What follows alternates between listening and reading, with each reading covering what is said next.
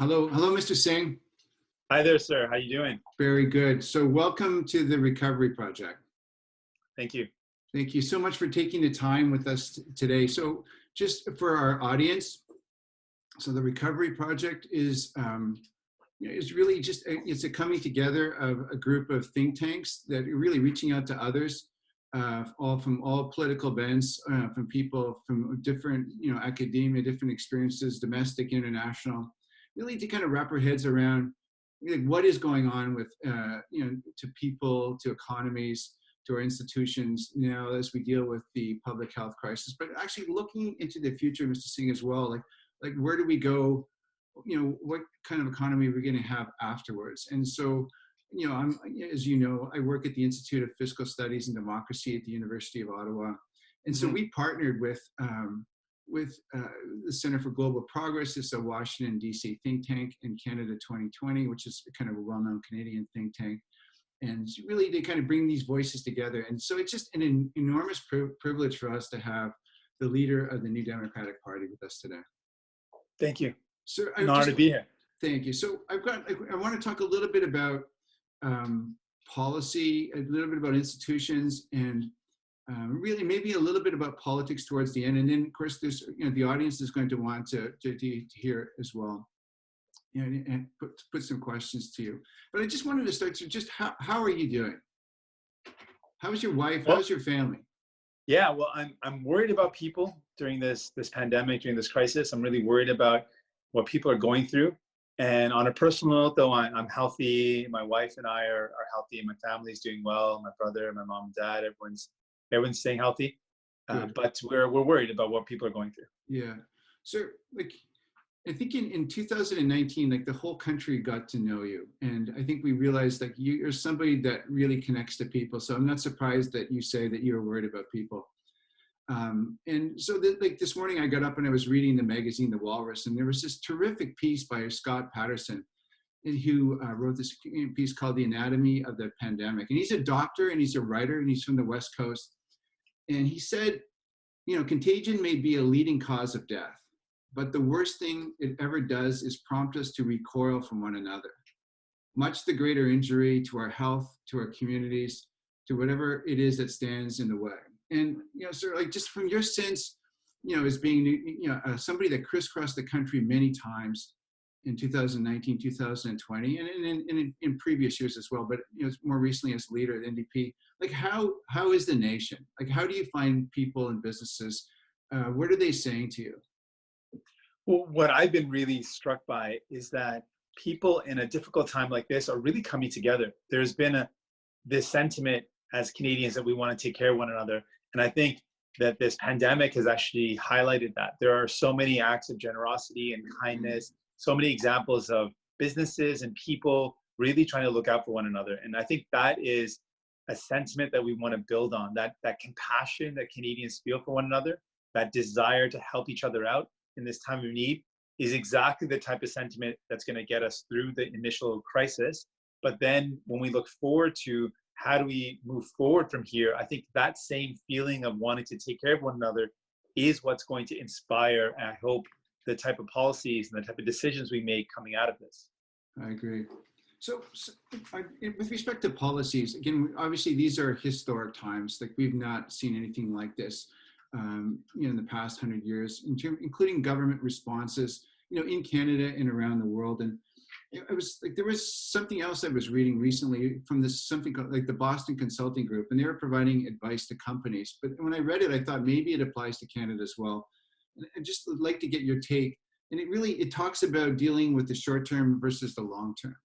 And, this Boston Consulting Group says that, companies are countries that master both the transitory and the transformational response to a crisis reap the long-term rewards. And so the transitory, in this context, is really, it's dealing with the public health crisis that's front and center. It's putting out that burning fire that takes, just about all our efforts, and it's all consuming. But the transformational is really, they make the point to companies, it's the harder part.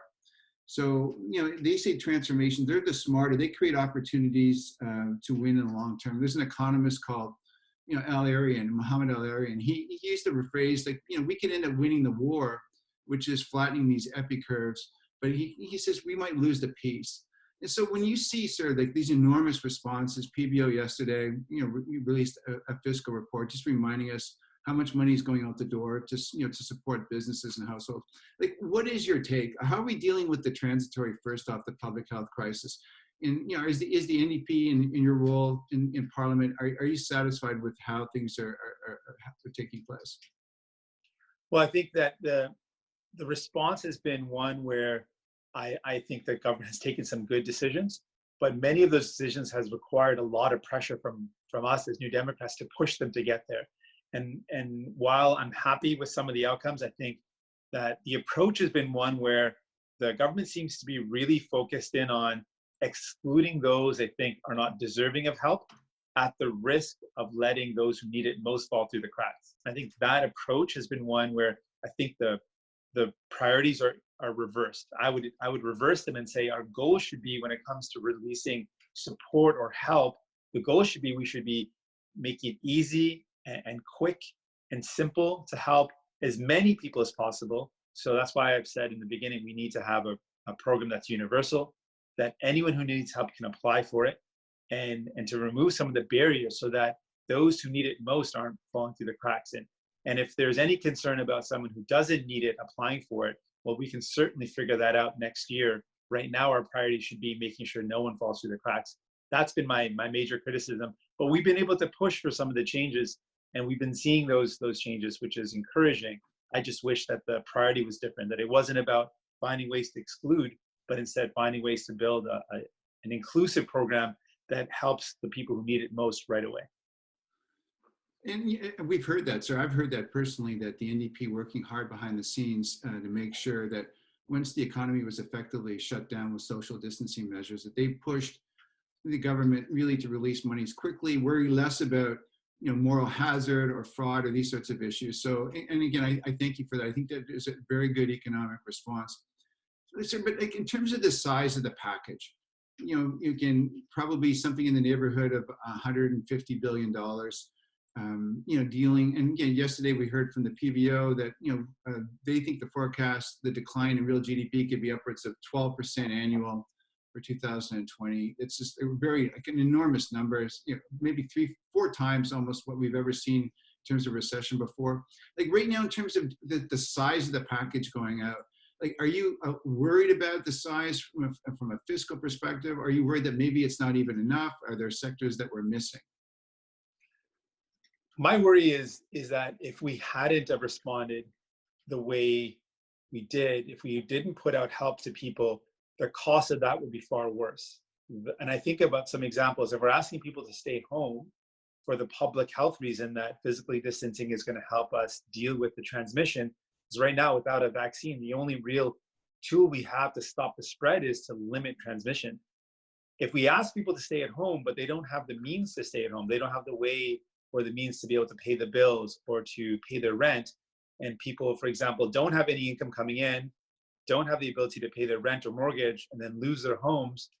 In a crisis like this, we don't just have a homelessness crisis, but we'd also have a public health emergency where people no longer have a place to live, would then end up potentially increasing the likelihood of spreading the infection by maybe going to a loved one or going to family or to friends. So really, the response of giving people immediate help now is an investment that is far better now than if we had not invested. The cost to society and the negative impact would have been a lot worse. So I think we absolutely need to always be aware of how much we're spending, but I think in a crisis like this, in a pandemic, when we're trying to save lives, the upfront investment of taking care of people now is far less costly than the impact not acting would have had.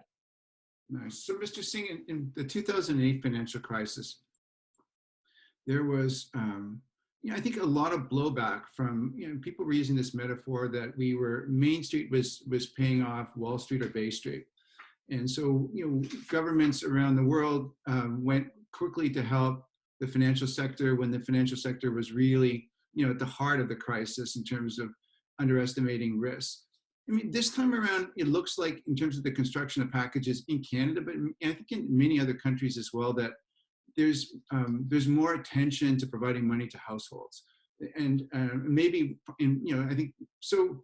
Are you must be gratified to some degree that at least like the package looks more balanced than what we saw in terms of dealing with the 2008 financial crisis, that we have measures, like the Canadian Emergency Response Plan, that we are providing monies for students, that there is money for homelessness. Like again, are you gratified at least right now that we looks like we must we have this package about right?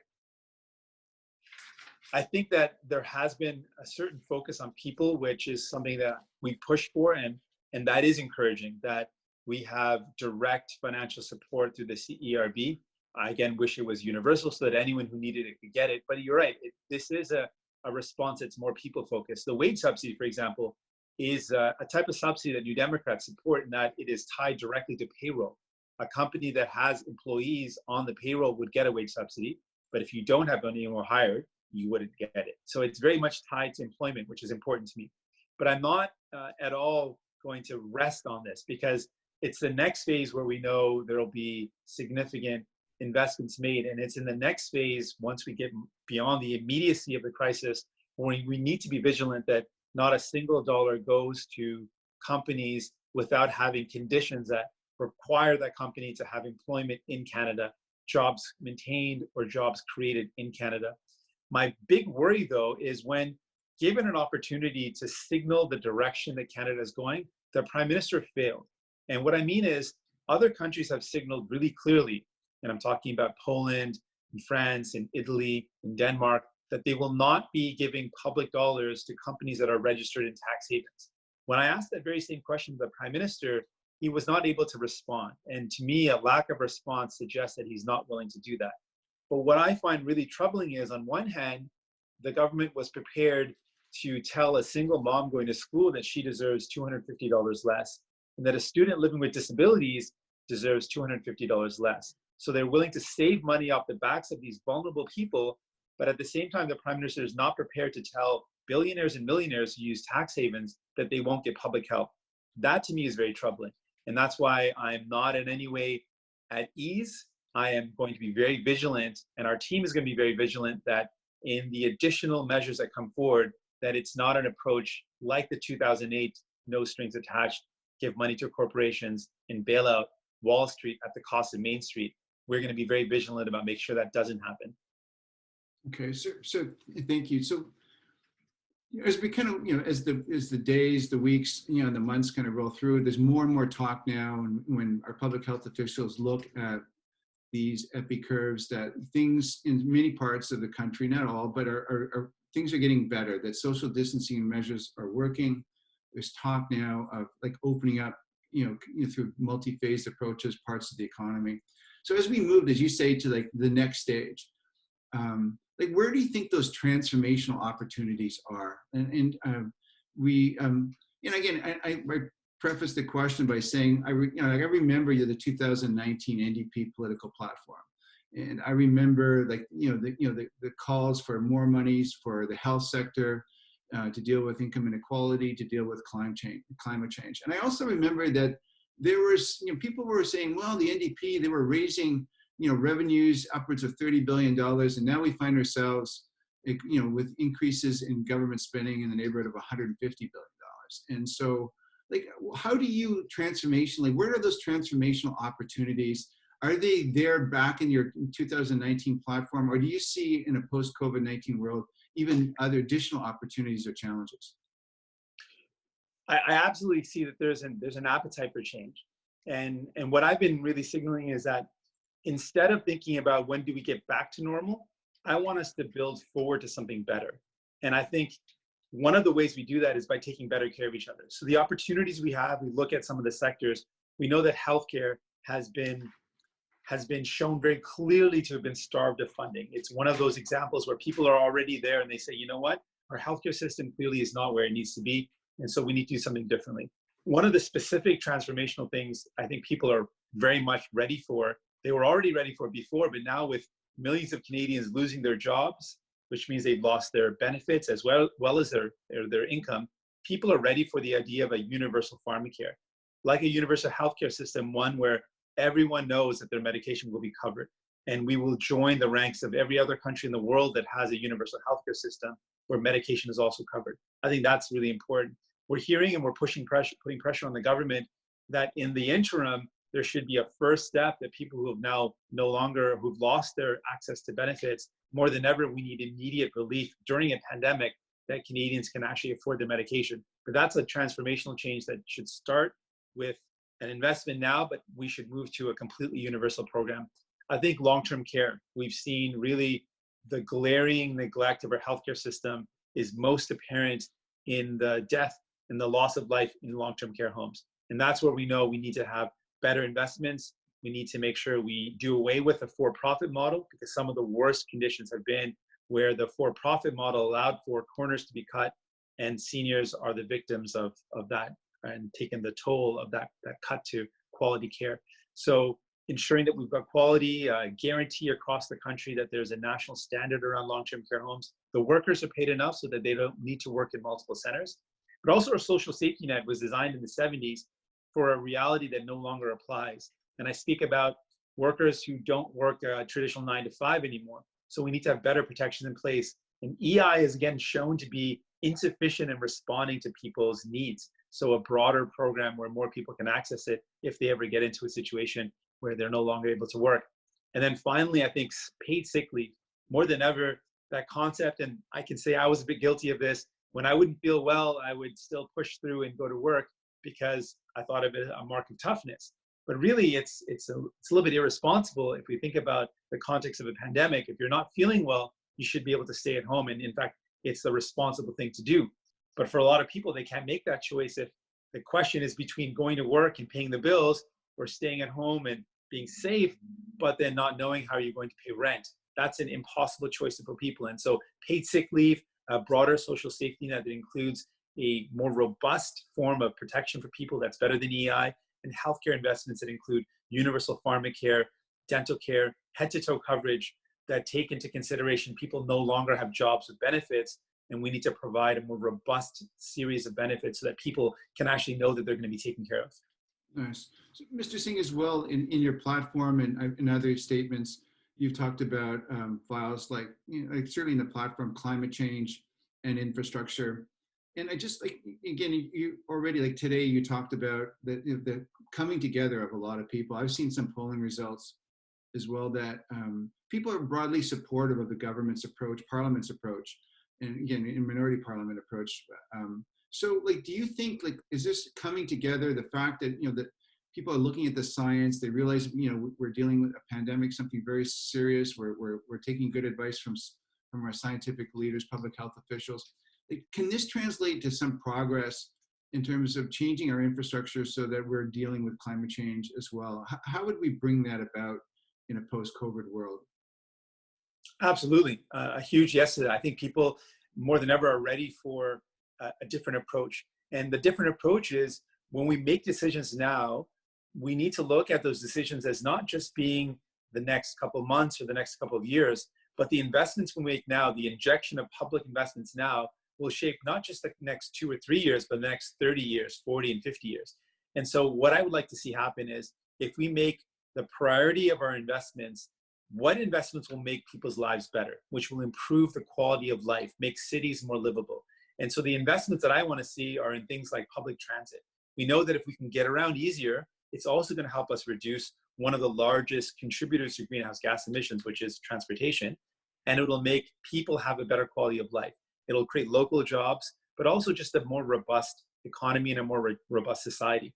I also want to see investments where we retrofit buildings. One of the simple starts is every federal building in our country should be retrofitted. It'll reduce emissions, create, again, local jobs, but also help us reduce our costs because it'll be a long-term investment in the sense of the long-term savings of having less cost for heating and cooling and providing electricity to those buildings.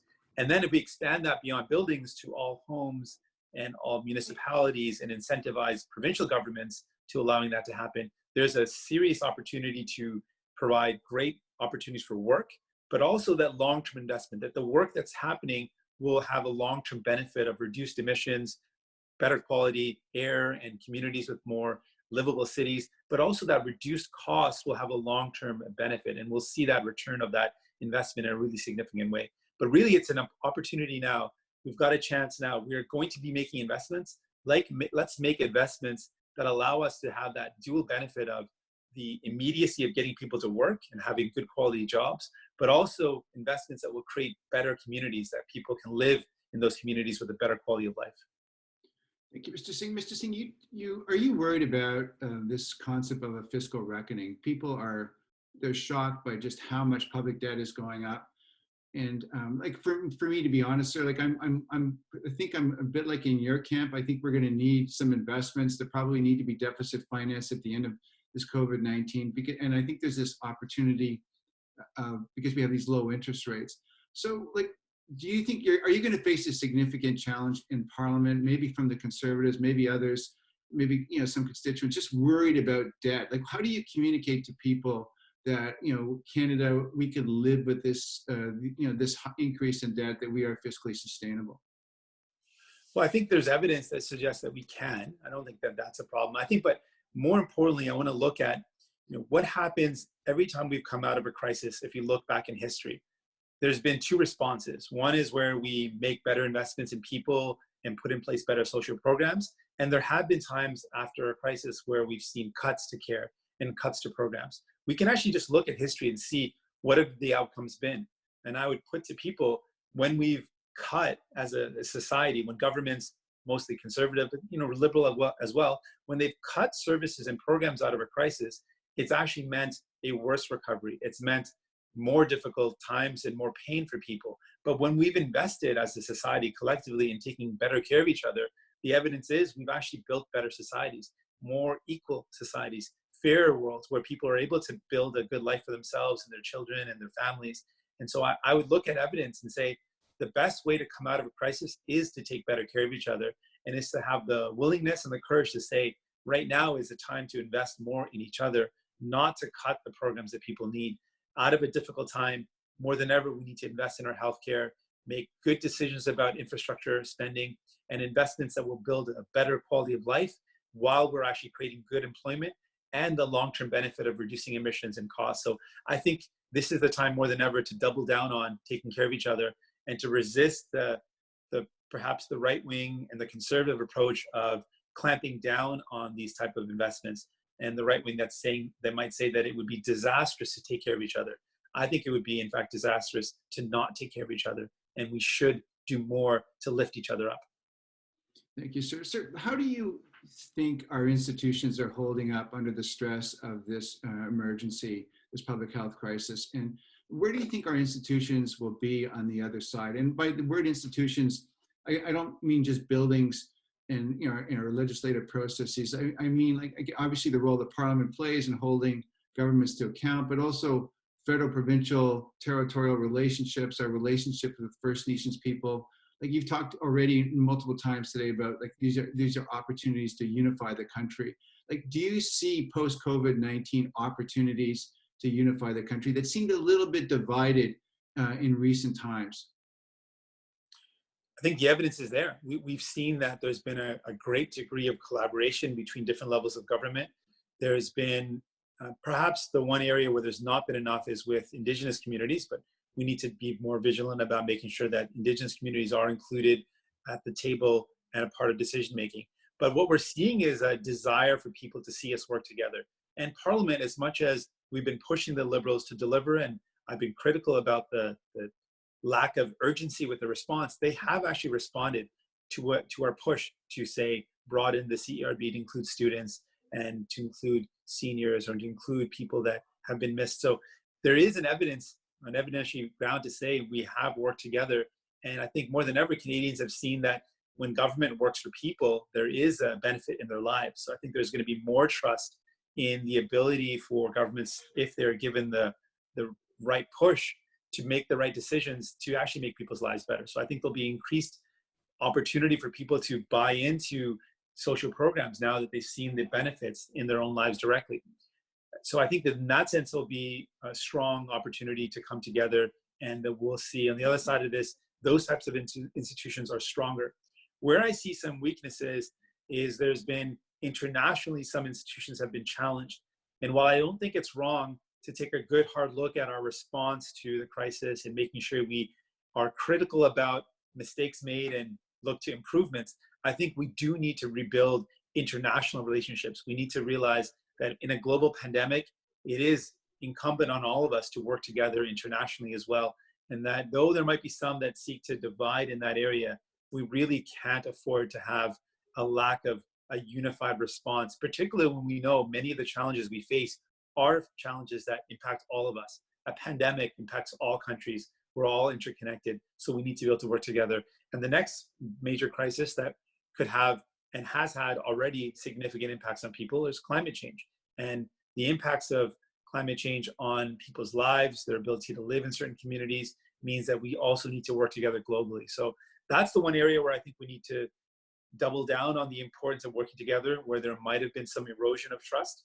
But nationally, in our own country, I think we're going to come out of this with more investment in terms of political capital, in terms of the people who believe that we can actually work together to build better programs for people.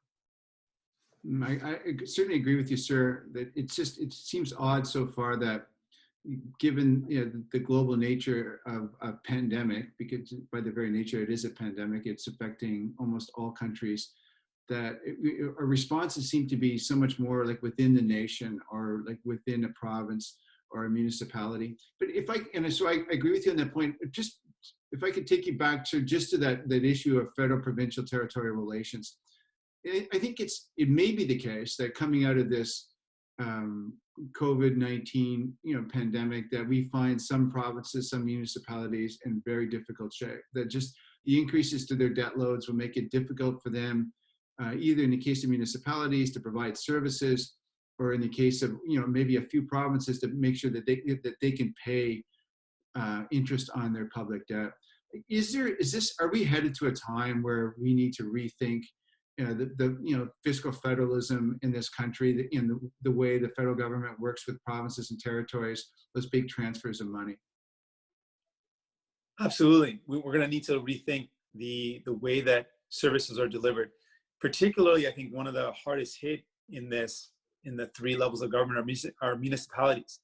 They've seen a massive reduction in revenue, and they don't have very many sources of revenue. So for municipalities, I've spoken to many big city mayors that are saying, without any doubt, they're going to be in a position where they're no longer able to pay their bills or to deliver the services in the summer. So they're going to need some form of financial backstop.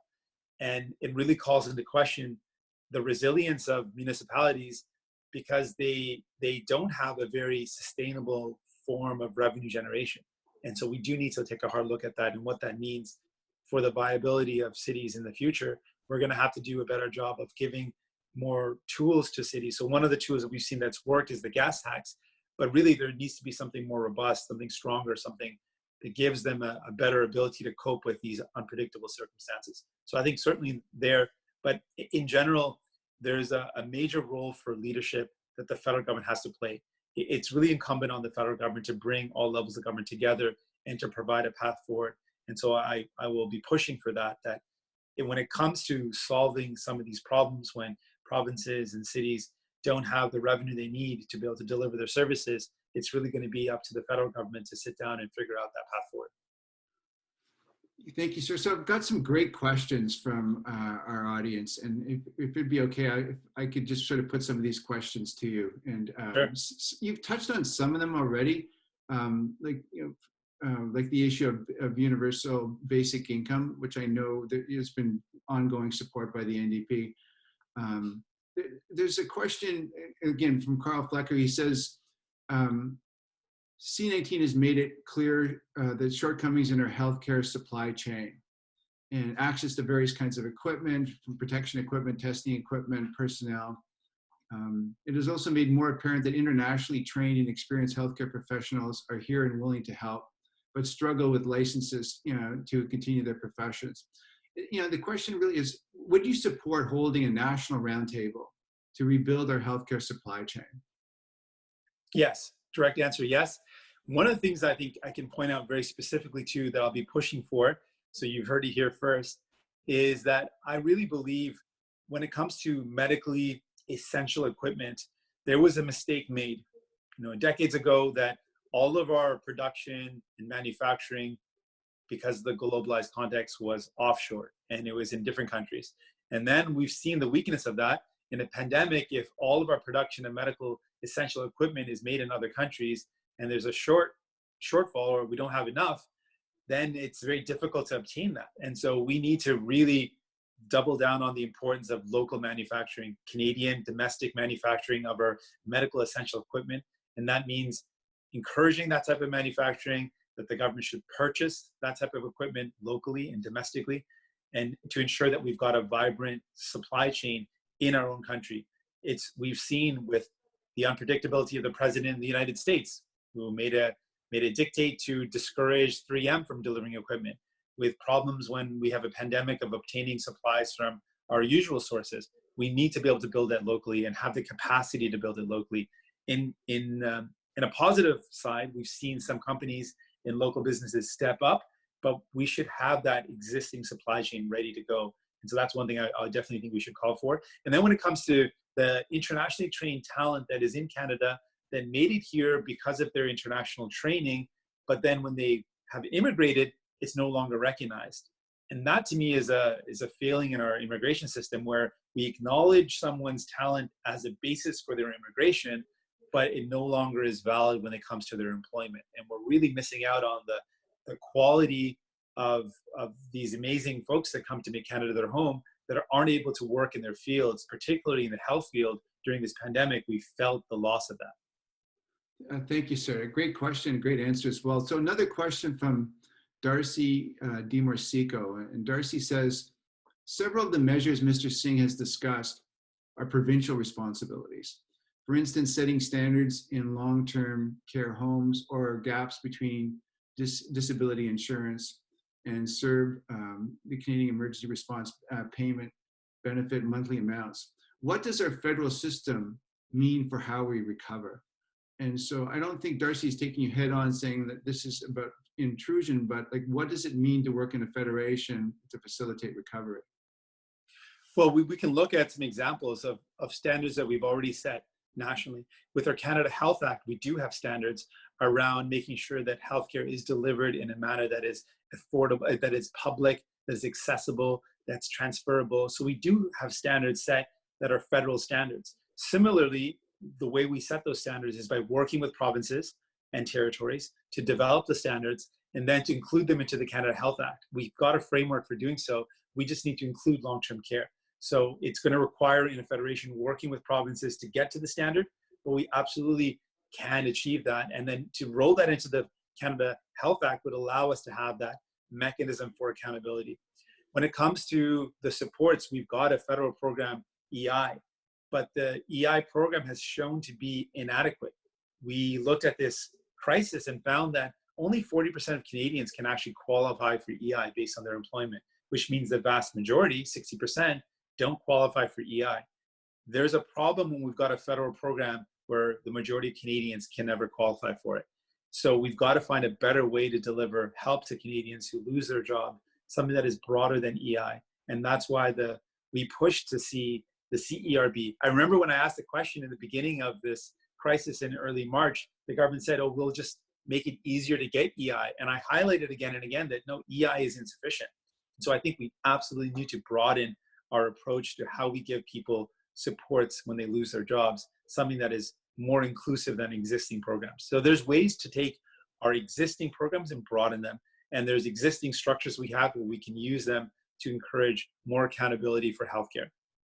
Nice. So we have another question, which I think speaks to the issue of universal basic income. It's the question goes, what does the public need to understand? So kind of a communication issue in terms of the long-term financial benefit in investing into social policies, such as universal basic income. So what does the public need to understand?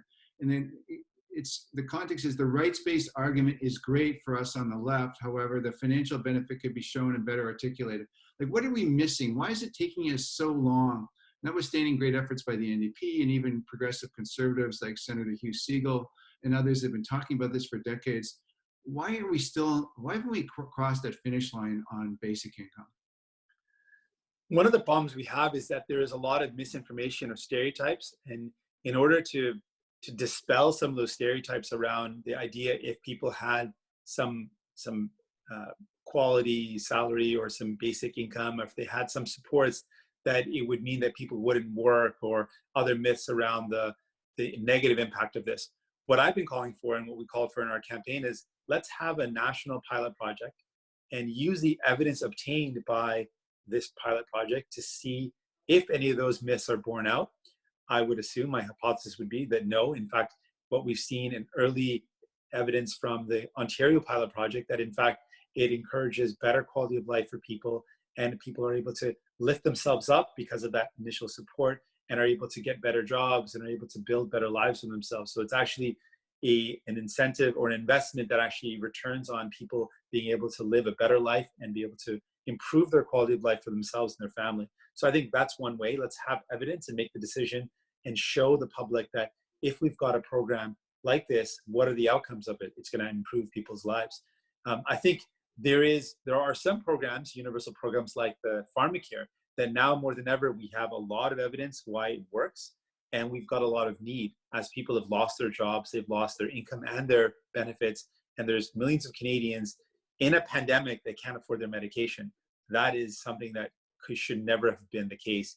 And we can solve that. I think there's a lot of goodwill around that. And that's a national approach or a federal approach, where we want to use the buying power of all Canadians to be able to negotiate better prices, and to use that purchasing power to then deliver a system that's going to save us money and improve our healthcare, so that people who are ill are able to treat their illness instead of allowing that illness to get worse and worse. And then the most costly intervention is when an illness is not treated on the early stages, and in the late stages, it's so costly to our healthcare system. We could actually save lives, help people, and save a lot of money that way. So I think there's an opportunity to make the case for universal programs, not just income supports, but healthcare programs, now that people are seeing the desperate need that we have, and there's a willingness to work together.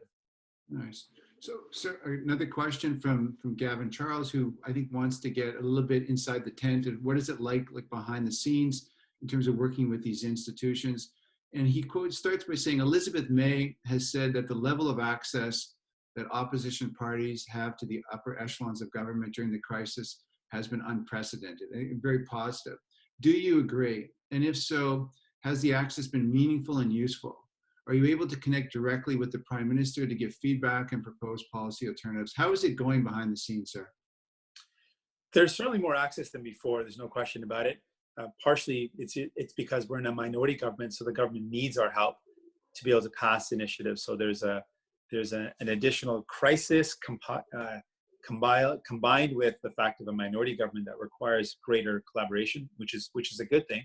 I would say my big critique would be, while there is access, what we're seeing is it's not collaborative in the sense, before an initiative is put forward, the government consults with me, for example, as leader, and says, is this a good idea, or what would you do to change it?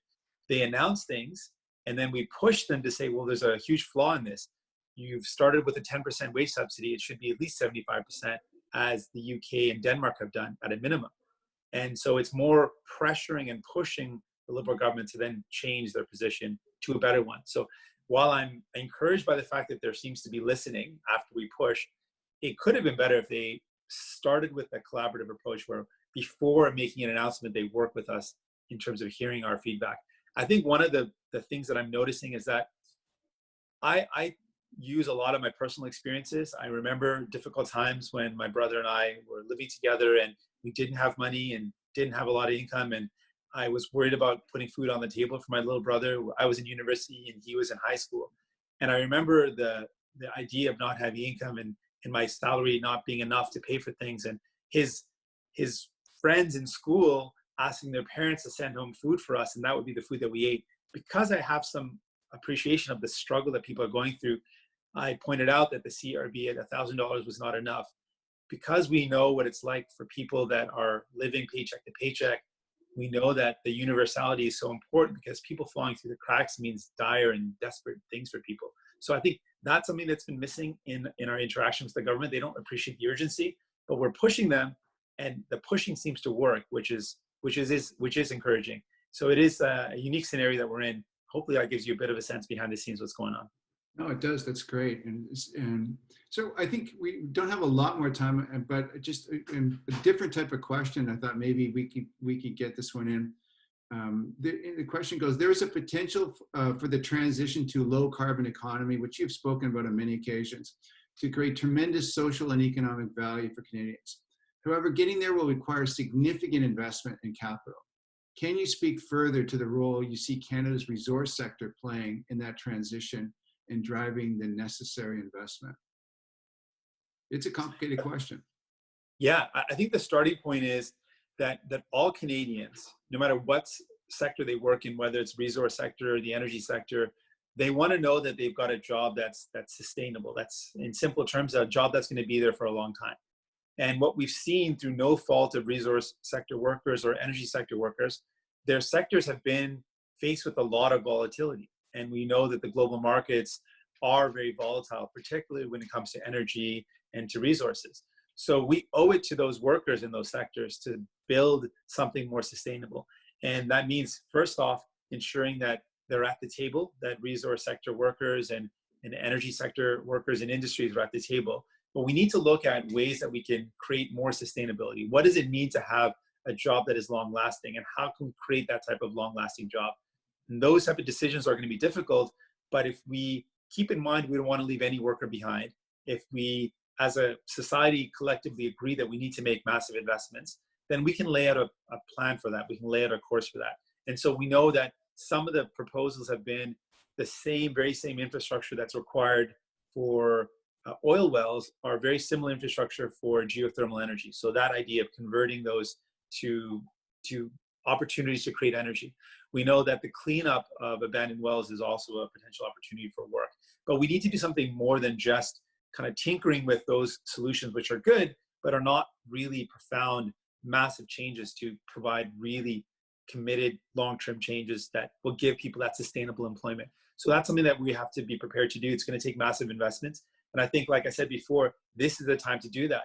The choices we make now, the investments we make now will help define the next couple of decades. And if we make the right choices and the right investments, keeping in mind some of those criteria, what's going to create a long-term possibility for employment for Canadians and for workers, I think we'll make the right decisions that will develop a brighter future for us.